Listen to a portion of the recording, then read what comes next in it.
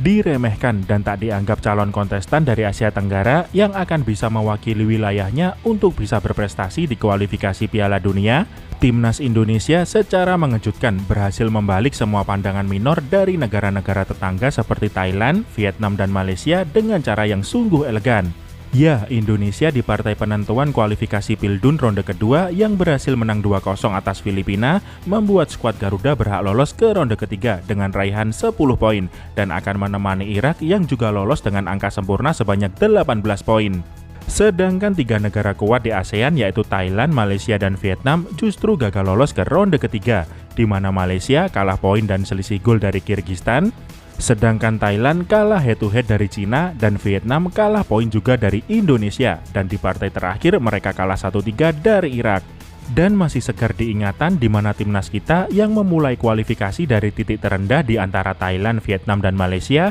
dengan melawan Brunei lebih dahulu sebelum masuk ronde kedua, tak pelak membuat skuad Coach Sintayong benar-benar tak difavoritkan untuk bisa lolos dari ronde kedua. Ya, anggapan mereka bermacam-macam soal alasan tak memfavoritkan Indonesia lolos ronde ketiga, mulai dari Malaysia yang menilai ranking FIFA skuad Garuda terlalu rendah dan menganggap hal itu jadi faktor utama penilaian kekuatan timnas, terlebih skuad Coach Sintayong ada di grup sulit dengan bertemu Irak, Vietnam, dan Filipina yang saat itu ranking FIFA-nya semua ada di atas timnas Indonesia. Kemudian ada Vietnam yang dulu masih dilatih oleh Philippe Troussier, di mana sejak saat Indonesia sudah tergabung satu grup dengan mereka, para media mereka seakan sudah merasa 90% lolos dan menganggap Indonesia akan jadi bulan-bulanan mereka di ronde kedua. Mengingat dalam beberapa tahun terakhir, skuad Garuda memang tak pernah bisa meraih kemenangan atas Vietnam. Yang ketiga ada Thailand yang baru-baru ini lewat Madampang saat bertemu dengan Pak Erick Thohir sempat membeberkan pernyataan kontroversial,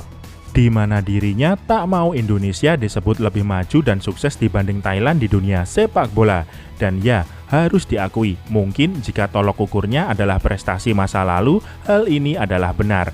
Tapi bukan tak mungkin dalam beberapa tahun mendatang, skuad Coach Sintayong akan bisa sedikit demi sedikit melampaui prestasi Thailand di dunia sepak bola. Dan yang jelas, hal ini harus dilakukan di luar kompetisi Asia Tenggara. Dan siapa sangka pandangan remeh dari para negara tetangga tersebut nyatanya malah bisa dijawab skuad Garuda dengan prestasi luar biasa, di mana Indonesia kini malah jadi satu-satunya wakil Asia Tenggara yang bisa lolos ke ronde 3 kualifikasi Piala Dunia, dan bahkan bisa dibilang juga jika Indonesia yang mereka remehkan ini malah terlihat seperti menggendong para negara ASEAN untuk bisa tampil di kualifikasi tertinggi dalam perhelatan sepak bola. Dan lolosnya skuad Garuda ke ronde 3 kualifikasi Piala Dunia jelas membuat timnas juga lolos otomatis ke Piala Asia tahun 2027 mendatang. Dan yang perlu diingat akan ada skala prioritas di mana turnamen ASEAN Cup yang jadwalnya hanya berselang beberapa hari dengan kualifikasi Pildun jelas akan dinomorduakan oleh PSSI, mengingat level prestis di kedua pertandingan ini sangat berbeda.